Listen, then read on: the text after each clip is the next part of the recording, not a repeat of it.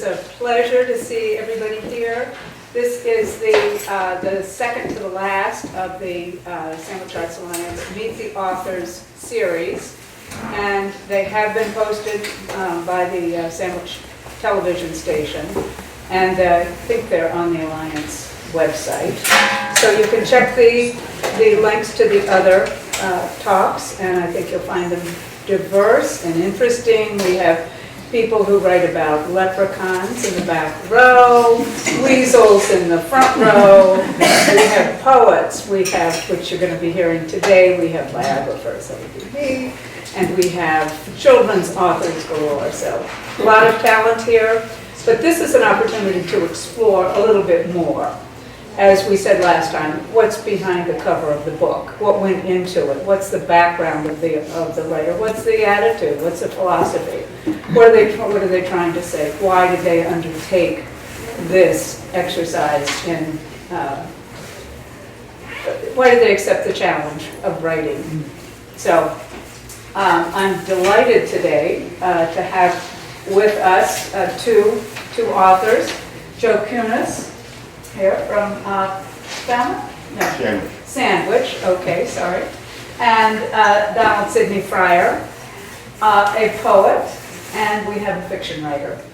So I'll begin by giving some background on Donald. And Donald is a poet who has come to us basically beginning at in New Bedford. Born, raised, and educated in New Bedford. Entered the U.S. Marine Corps, boot camp at Paris Island, stationed at Opa-locka, Miami, and then California. After discharge, honorable discharge, let it be noted, honorable discharge, moved to Santa Monica, attended UCLA for 4 years and 2 summer sessions on the GI Bill. Worked full and part-time regular jobs, moved to Northern California in '65, living mostly in San Francisco. So we can use our imaginations there to think of what San Francisco might have, what kind of an influence that might have been, because he began writing essays and poetry at the age of 27. His first book appeared in 1971, and he has edited other authors' books. And since he began writing, he's written about 3 dozen titles, had about 3 dozen titles published. So we have a prolific poet to listen to today. Donald has worked with small publishers, Arkham House, and then Hippocampus Press. And he says, this gave me tremendous freedom to become the poet and author I wanted to become. For me personally, the American dream was fulfilled. I've had 6 volumes of poetry issued under my name, and all old-fashioned and aesthetic, even if somewhat of the science fiction or science fantasy ilk. Although inspired by the California Romantics, 1890 to 1930, it was not until I experienced The Fairy Queen by Edmund Spenser, very renowned poet, maybe we'll hear more about that I felt encouraged to develop into a poet. So it's interesting, this is part of our purpose here, to understand what is the journey of the writer. Apart from these, my main influences derive from French language and literature. There's a lot of information on Donald in Wikipedia, if you care to look that up. So we have a wonderful poet here today, and we're looking forward to hearing what you have to say. First of all, can you hear me? Yes. Because since I've had these new ears put in, I don't know. I want to start off with a couple of incantations. As if they wax in Eden's garden closed, the iris and the orchid and the lyre, the peacock and the poppy and the rose, the phoenix and his death and birth in fire, the amaranth, the nenufar, the choir ere dawn of little birds, the unicorn, amber and ambergris, purple from Tyre, the lover by the paramour forlorn. Thus, all things rich and strange, it seems, are now forsworn. But natheless, I shall sing them in my minor mode.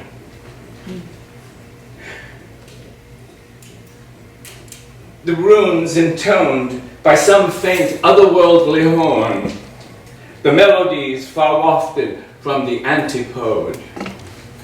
For such, the peacock and the poppy and the rose still wax within some dim Edenic garden close. Our second incantation, the vast, ebullient maelstrom of the sun, the pale, blank desolation of the moon, the nothingness where one and none are one, the sunset of an autumn afternoon, the poignant call of owl or gull or loon, the keen enchantment of outmoded rhyme, the canticle of some forgotten rune, the tintinnabulation of a chime, the dissonance of chaos, which moves not in time to time, the breath of roses in a garden's hidden glade, the kiss of lovers at some cloister's hour of prime, a love knot sewn upon a piece of old brocade. Let us invoke all these and more, from macrocosm to microcosm, from commonplace to totally awesome. Let the untrammeled phoenix soar.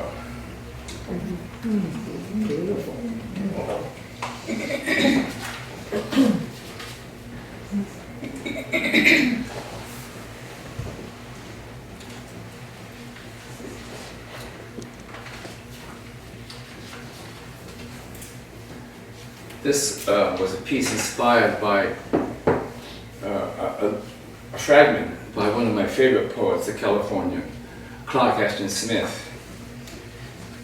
He did this around 1918. And it's a little homage to a French friend of mine, Philippe Gindre, Art of Reconnaissance and Gratitude.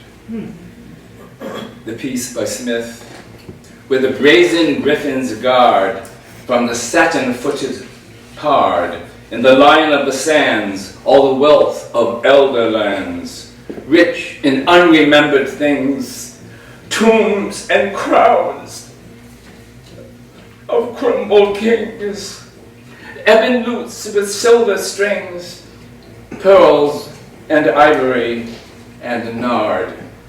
Nard in this context means nacre, mother of pearl. Amid the desert sands, in Siegent style, two griffins, all of bronze, still stand on guard outside the gateway to that old stone pile. The structure, dark, perdurable, and hard, by war, simoon, or earthquake, never jarred, permitted no intruders through its door. With massive iron valves, the door was barred, denying facile access, as before, to all the treasures heaped inside around that floor. A treasury where kings had made their tombs. It even served as palace for some queen who danced amid its mortuary glooms. She mimed with gestures broad and unforeseen, as lutanists, their fingers quick and keen, would play their ebon lutes with silver strings.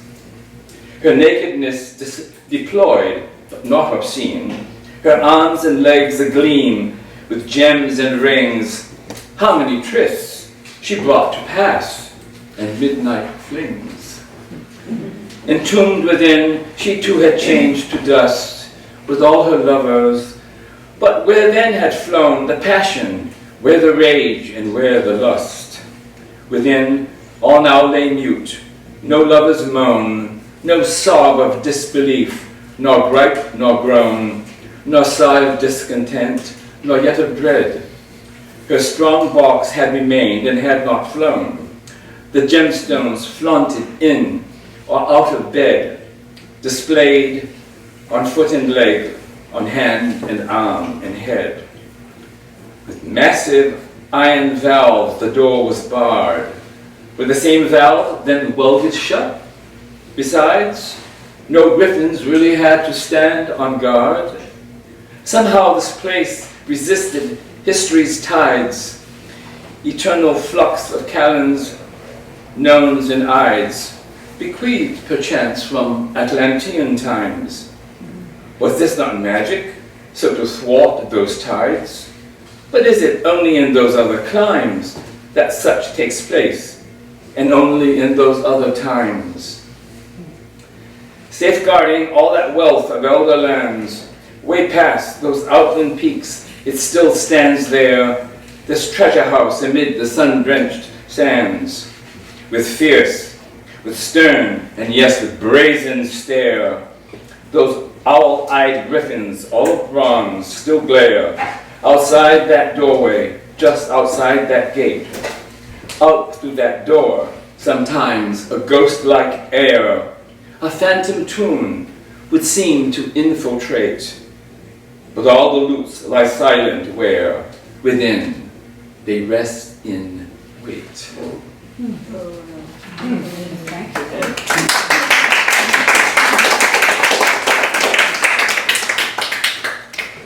you.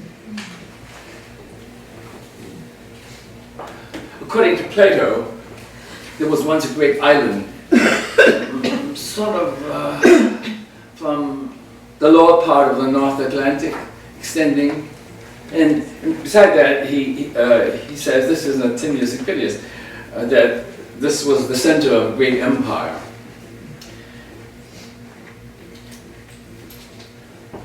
An evocation of something related.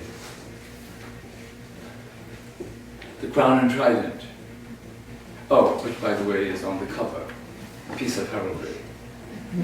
High noon, and on this cloudless day, how bright the sun upon the arch acropolis, from lowest slopes up to its utmost height, from colonnades, towers, temples, palaces, mine fine etched like sacrificial chalices, to where a crown and trident, huge, aspires to utmost empyrean synthesis, to where the white gold breath of sun conspires with oracle, the most resplendent fires, and where atop the mountain's mast of granite attains no sound of fanfares, flutes, or lyres, only the wandering note of star and planet.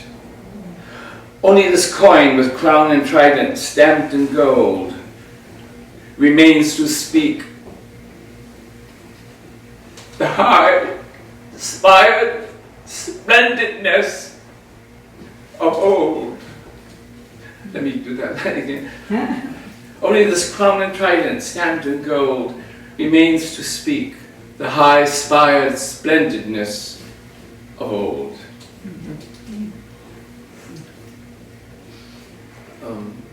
More Atlantean themed material. Oh, well. We're now at the bottom of the ocean.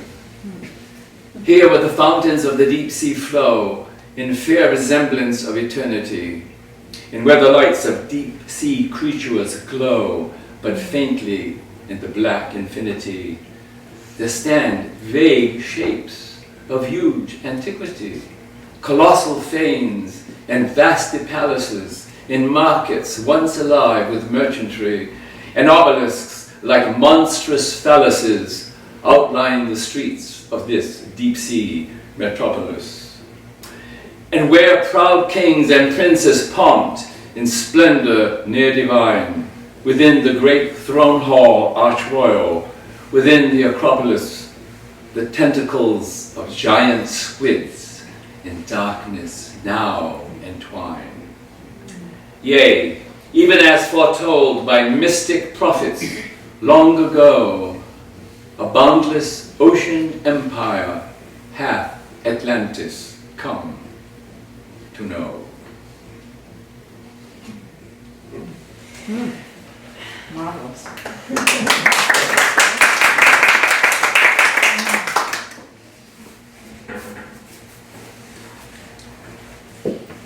various of the island kingdoms. Okay. An Odyssey of Trade, translated from the Atlantean of Athalarium. Like some strange beast called forth from deep sea caves, with triple banks of oars on either side, westward, the bark pavans across the waves. The sign and sigil of an imperial pride, a crown and trident spreads against the wide and bleached white sail, its woven silhouette. No land nor the ship may be descried. Here, where dark seas and empty skies are met, where soon in fierce flame gold the sun shall sink and set. A vast rich hoard the trident holds within her cargo blooms, furs from the north, wines from the south, lanterns and lamps of jet, argent and ore, and rare gemstones, and opulent perfumes. Westward, an argosy of trade pavans across the waves, like some strange beast with many legs, called forth from deep sea caves. Thank you.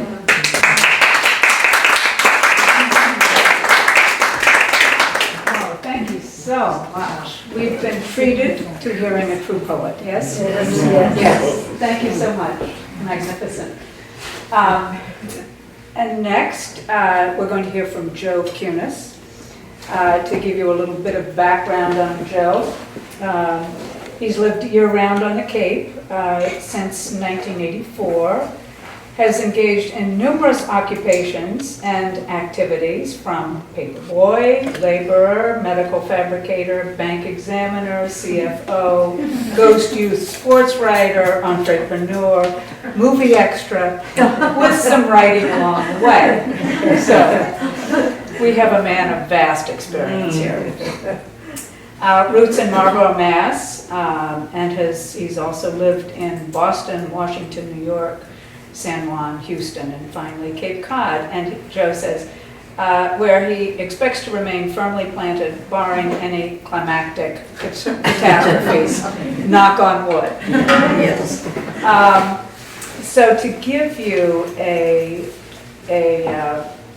the blurb on his book, which is Ichwan, is that the correct pronunciation? Ichwan.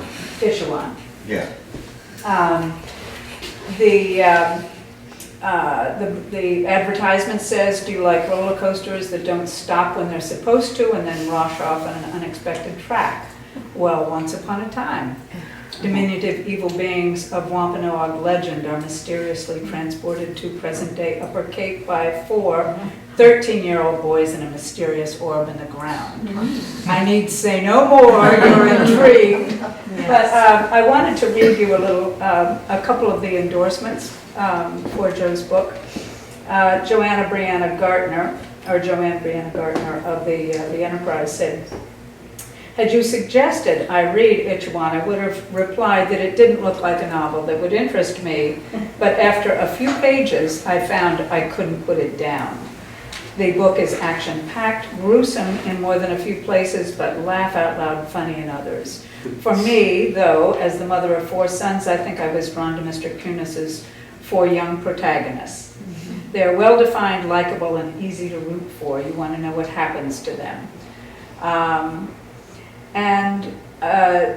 Tom Anderson, author of the musical The Dismal Life of Conrad Crumb, says, I've never been a big fan of gore or horror, but these pukwudgies, we're dealing with legend here and with Indian names, Native American names, and so we'll get the accuracy from Joe.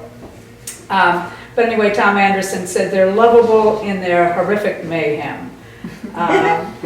But I think one of the most intriguing comments, is it okay if I read about the surgeon? Sure. Joe was having some oral surgery, and hang on just a second here.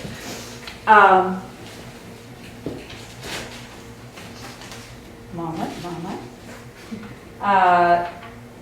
Yes, he said, I gave a copy of the book to my surgeon at Dana-Farber this summer, never expecting she'd read it. She's always been all business and straight-laced with me over the course of our 2-year relationship. Rarely cracked a smile except when giving a negative result, which is a good thing. I was laying in pre-op in Brigham and Women's at 6:30 a.m. waiting to be put under for a biopsy. She came in, all bubbly, happy, and bouncing like a teenage girl, saying she loved my book. And that it had to be made into a TV series or a movie. I said, who are you and what did you do with my surgeon? Okay, I had oral cancer in 2017, so I have trouble talking, so I might not pick up on everything. First of all, I'm a storyteller. I like to entertain. I want to make you laugh, cry, be scared, or just say, ooh. Favorite authors of mine were Douglas Adams and Stephen King, of course. Others that I really like are Tolkien, Vonnegut, Cece, Heller, McMurtry, Lehane, and Hyacinth. So these are my influences. Now, I wrote in high school, and back then I liked Edgar Allan Poe. My creative writing teacher, Sister St. James, gave me A's and encouragement. I couldn't horrify her. She seemed to get a kick out of my macabre humor. This is a nun. Then I went to college, I went to Northeastern. I became, as a co-op, they have a co-op program. I became a federal bank examiner in Washington, New York City, New York region, San Juan. I was a college kid with a badge. If that doesn't sound like trouble, I don't know what does. There's many stories from that, which I'll probably get to writing someday. Then when I come back to school, I got a part-time job at a bank, of course. And I was a mortgage collector in Dorchester and Roxbury. I always seem to end up in bad neighborhoods. More stories. After graduation, I became an internal auditor for a large engineering and construction company. I think they were the 5th largest in the country or the world at the time. Now, there's more stories there. There was Teamsters in Louisiana. It was supposedly affiliated with the killing of Jimmy Hoffa. And all sorts of weird things I ran into and scary stories in that realm. So then I got tired of shooting at elephants with an unloaded gun. So I went to Houston, became the controller of a drilling company, an oil drilling company. Houston has a lot of good restaurants, and I love the Saturday night rodeos. But I got sick of the giant bugs, tornadoes, hurricanes, flash floods, and serial killers, victims ending up in my apartment complex dumpster. That was poor Eugene Watts. I don't know if you ever heard of him, but. So it was back to Massachusetts. Which way is Vulture? Yeah. Speaking of which, he's in the book.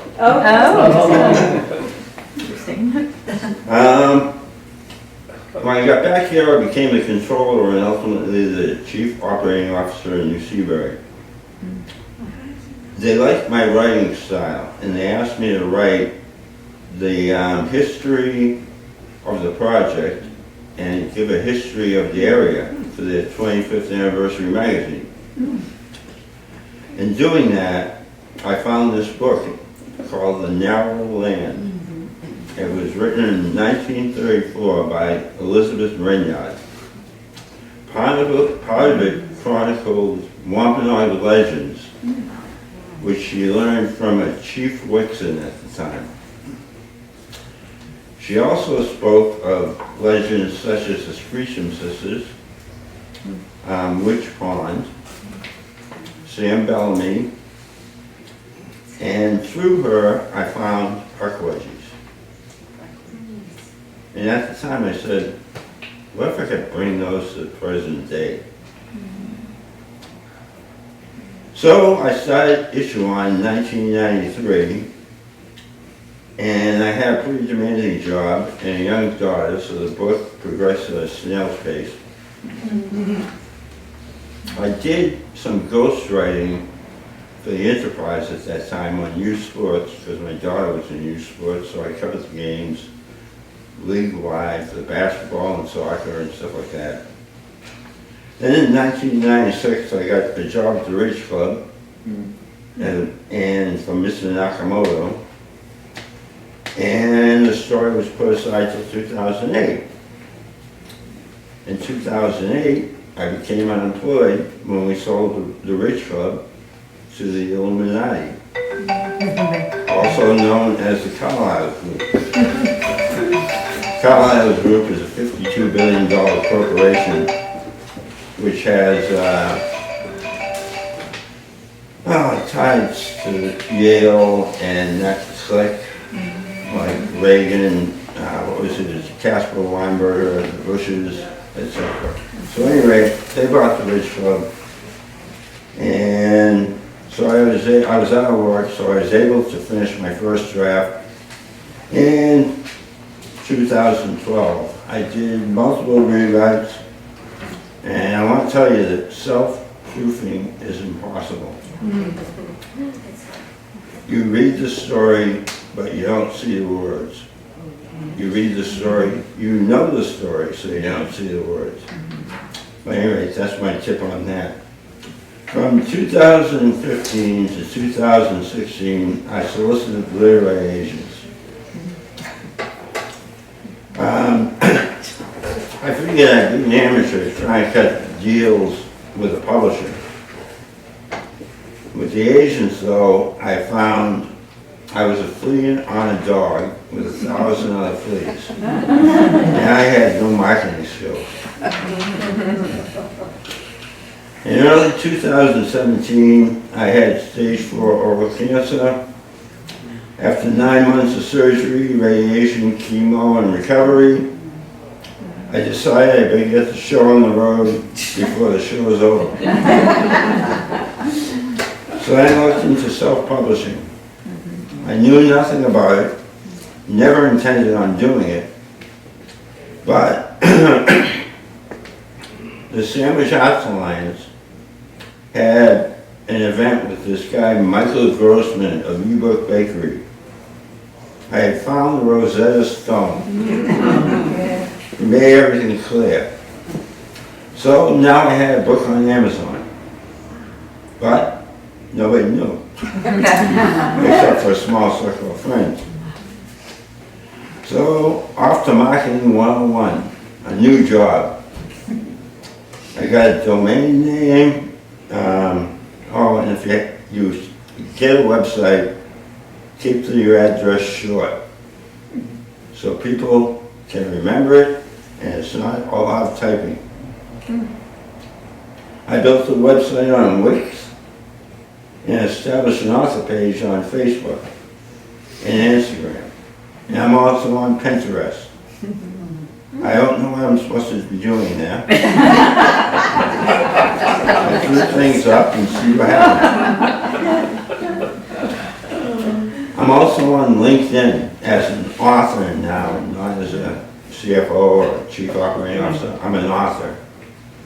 Everybody is so serious there. And I'm sitting there goofing around, putting up these silly posts in my phone. So what did all that get me? Not much. Yeah. I need these places to send people to find out about my book. So now I got those. Now I gotta get the book read.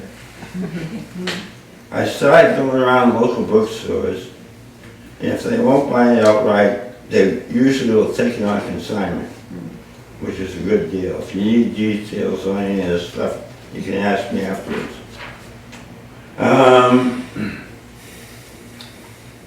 Now, and I also have it on Amazon, and extended distribution, which lists it in Ingram, which means bookstores can get it. But don't expect bookstores to carry it. If you're an independent author, unless you're known or you're local, your book's not going to be on the shelf. There are over 17 million books on Amazon. Titcombs has 14,000 titles on their shelf. 17 million, 14,000. But your book can be ordered by a bookstore if someone asks for it. And if enough people ask, they might start carrying it. So I have to find my own way to get the book read. Hopefully, when people read it, a pyramid effect will happen, and they'll tell somebody, and they'll tell somebody, etc., etc., etc. So, to that end, I'm going to offer my $16 book to you guys for $10.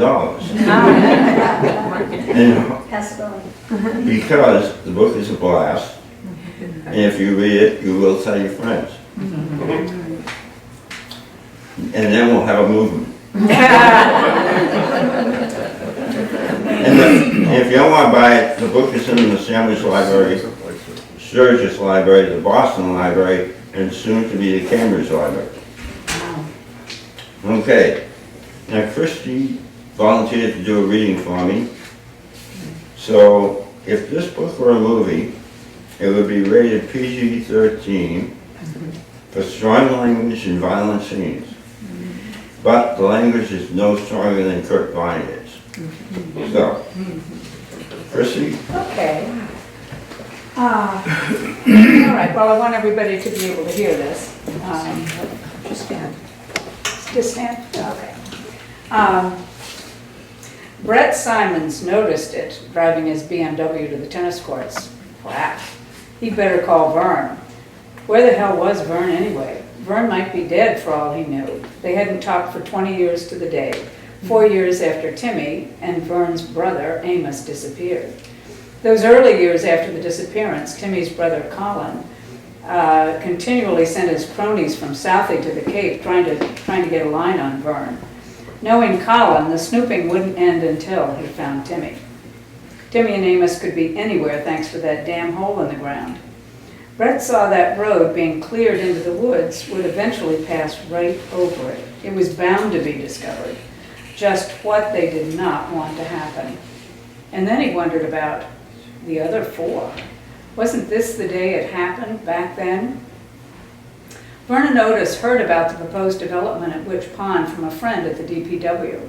Since then, he'd been spending more nights at Poor Henry's pub, wondering if he should call Brett Simons after 20 years. He didn't know what to do. Amos always knew what to do, but Amos hadn't been here for a long time. Amos, you were supposed to be back for supper after closing that Pandora's box we opened. To David Bateman, the road signified the development of 50 virgin acres, and that meant work. He worked for Arsenal Tree Service, which had been awarded the contract to clear and grub some 3 acres to the northeast of the pond, which would soon be Witch Pond condominiums. However, as he drove, his mind wandered about the voice. This is chapter 19 she's talking to now. Okay. And this is where Vern is talking now, the thinking. So, a friend? Brett wasn't married, or maybe wifey was back up in Concord or wherever the kids were ready to start school. No, that didn't figure. That girl would be letting the answering machine pick up if there was a Mrs. Simons. No, Brett hadn't considered marriage for the same reason he hadn't. It'd be tough to hide the stuff they'd seen and been through for someone that close. It would come out in a moment of weakness, drunkenness, or self-pity. Quote, "Yep, lost my brother and one of my best friends in a hole in the ground with a time machine in it. They'll be coming back though. That's why I got off into the woods every August, so I can open the trap door if they give the secret knock. Been in the hole myself. Yep, brought back some mystical creatures from hell too. That's why they went back in, to save the world. Now you can't tell anyone. Don't want the government getting their hands on this thing. They're crazy, you know. Probably try and change history. No, it was easier and safer to go through life alone. Less chance of being committed because of committing." Are we intrigued? Yes, who's burned? So, do you have more you want to add? Just a little bit. Okay, then we'll take questions. Okay, this is Pomerant. He's the leader of the other four Brett is talking about. He's not really green. He's in the orb, which is the time machine in the ground, that damn hole in the ground Brett refers to. And it casts a yellow greenish hue. That's why it looks like that. Pomerant is a puckwudgie. Wampanoag mothers warn their children not to stray, or the puckwudgies will get you. I didn't make that up either. There once was a children's book that portrayed puckwudgies as cute, impish little creatures who did naughty things. Chief Whitson says otherwise. They snatched babies, fed them to crows, they murdered the beloved giant Marshop's sons, and they like poison. And best of all, they live right here on Cape Cod. Usually in marshes. So like that. We can leave now, right? Then there's also Amos and Byrne, who are Wampanoag County twins. They live in Mashpee year-round. Timmy's from South Boston. He summers on the Cape. In Pompanesett, they have a small cottage. And Brett was a very rich wasp from Concord, and they have a lavish house in New Seaburg. Now these four 13-year-olds find each other. And they're four 13-year-olds who recently discovered expletives and wear them out. But you grow to love them. Now Chrissy gave you the gist of the story, but the story also includes a golf shot of a lifetime, a sunrise fishing charter, an alleged witch, Bill Cosby, Rockefeller Center, a shillelagh and a slingshot, Junior Southie Monsters, pro football, Sam Bellamy, and of course, Mom, Blueberry Pie, and the girl he left behind. Oh yes, I mentioned there's a fifth protagonist. Now, my surgeon said that you should be seeing this as a TV show or a movie. I think that's going to happen. What's the genre? I don't know. Horror, humor, romance, thriller, suspense, yes to all. Literary classic? No. Fun? Definitely. Alright, remember the warm fuzzy feeling you got when you were a kid? When your parents agreed to read you a story at bedtime? When you grow up, nobody reads them to you anymore. So you gotta find them yourself. Each one is a bedtime story for grown-ups. Now I have cards on a table with my info on it. You can see you can go to my website and see what I did there. See Facebook, Instagram, even Pinterest. I don't know what. Whatever. But, oh yeah, if your cars are parked out back by the marsh.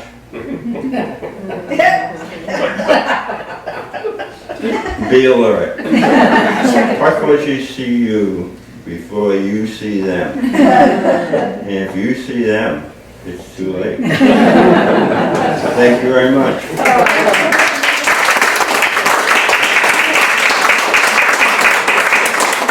Well, we've been treated to storytellers. Superb here. Thank you both so much. Interesting, they both used legend. Yeah. Yes. So how about questions for the poet, for the legend creator here? Yeah. I have a question, Donald.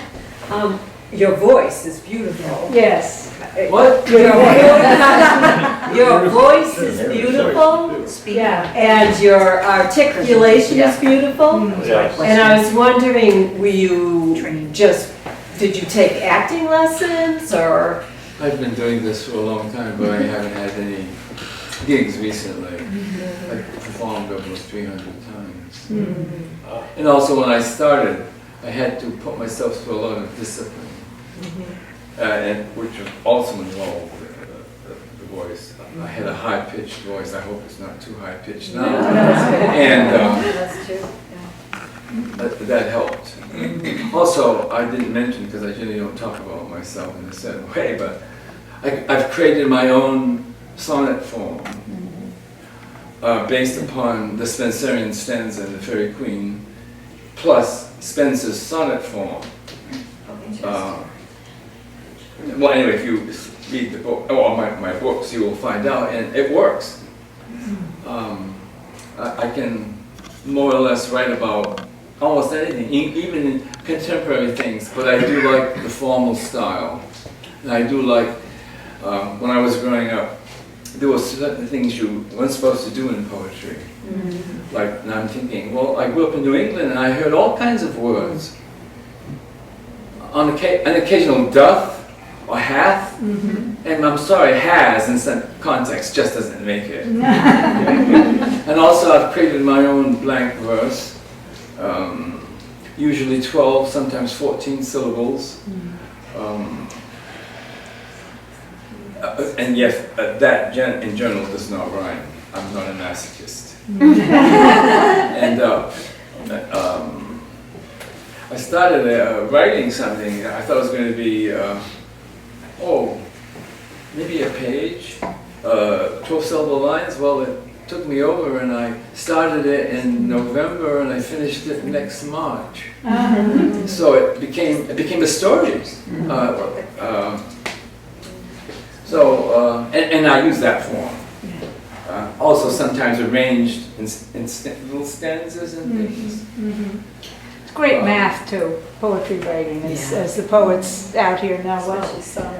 Other questions? Yes, in the back. Well, I know something about Donald.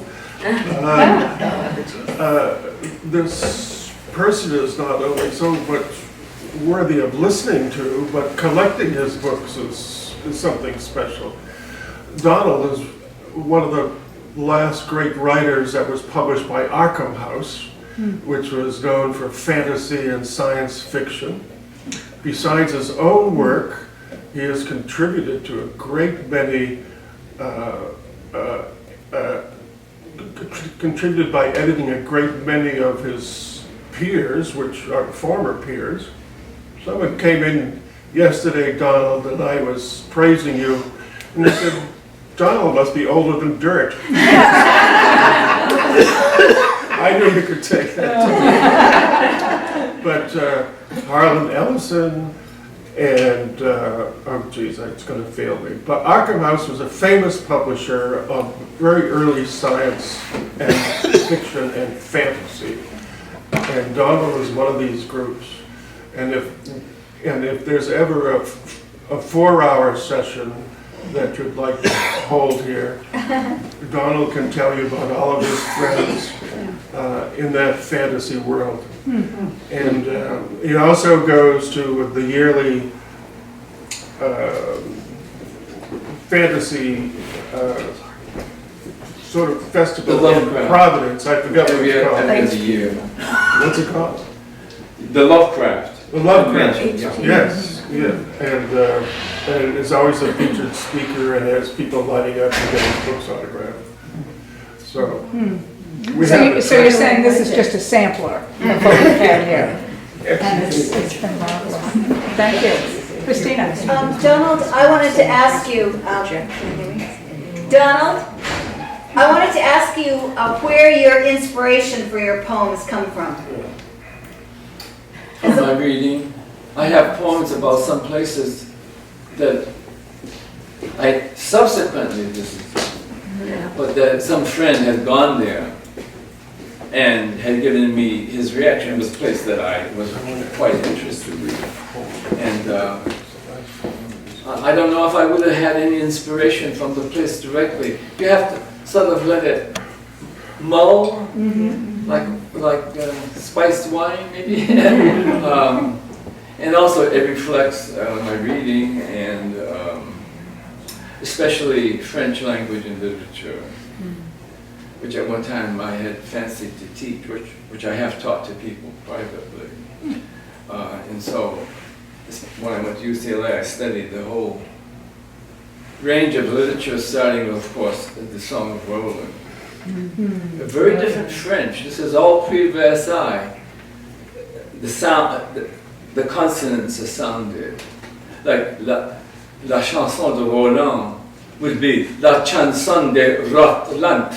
That's very different. That's closer to the Frankish, which of course was a Germanic language. So all that has gone into, and my favorite, apart from Spencer, the California Romantics, the French poets of the Renaissance.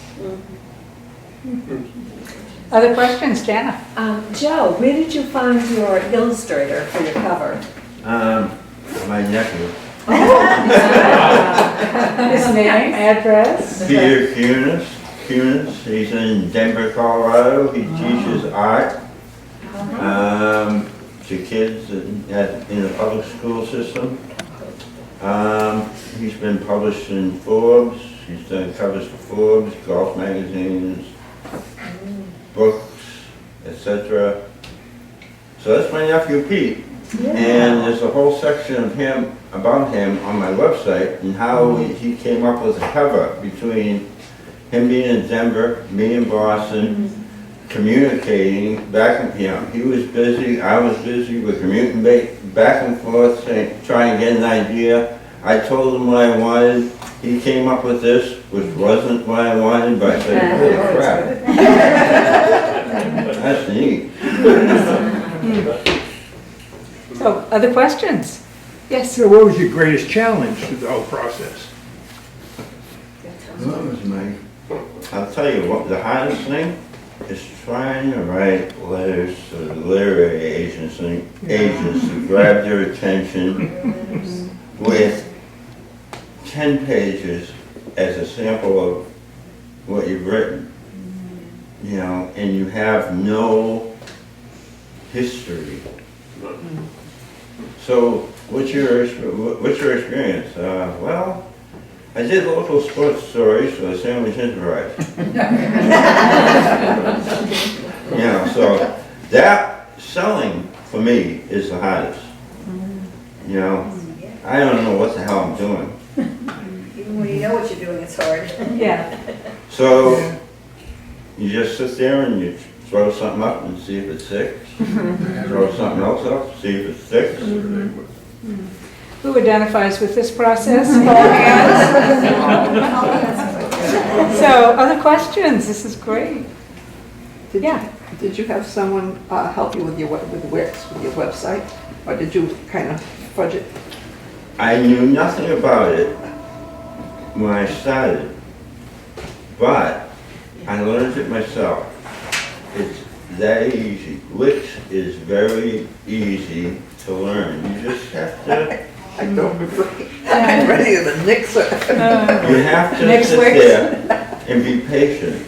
You have to read the little crap that's over in the corner. When you look at a page, see everything first. Look for the little lines, when you hit them, and then you say, oh, look at that, whole explanation of how this is done. You know, it's trial and error. You know, and after you get good at it, it's easy. Like last night, I redid my cover page in about 10 minutes. You know, for Thanksgiving, because Halloween's gone.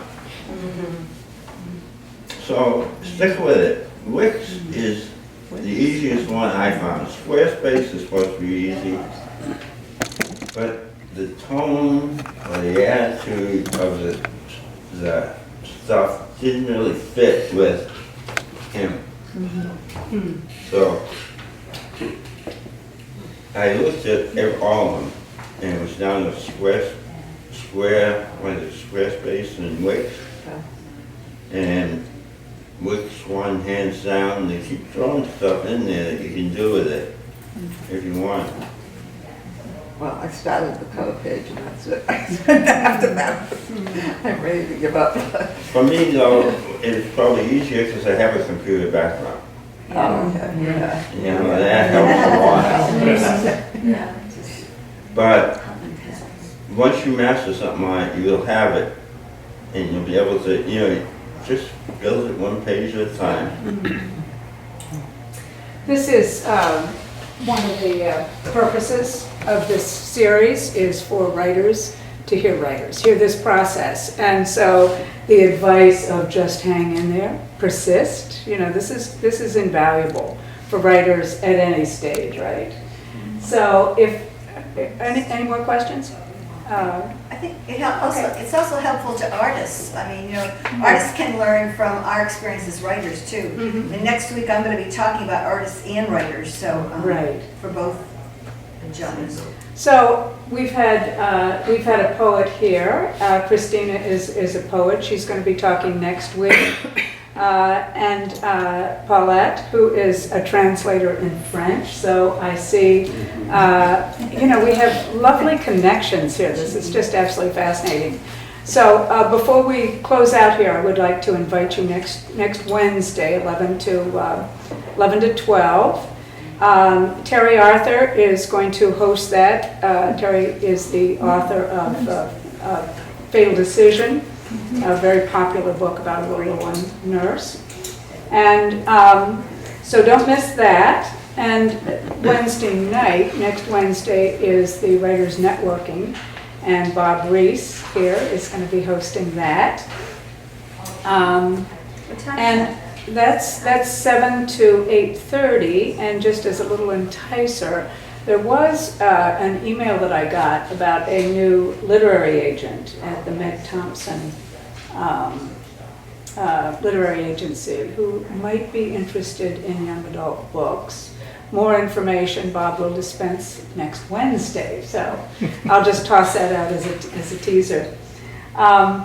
So I think that's about it. This has been fabulous. Thank you both so much, and thank you all for coming. Thank you.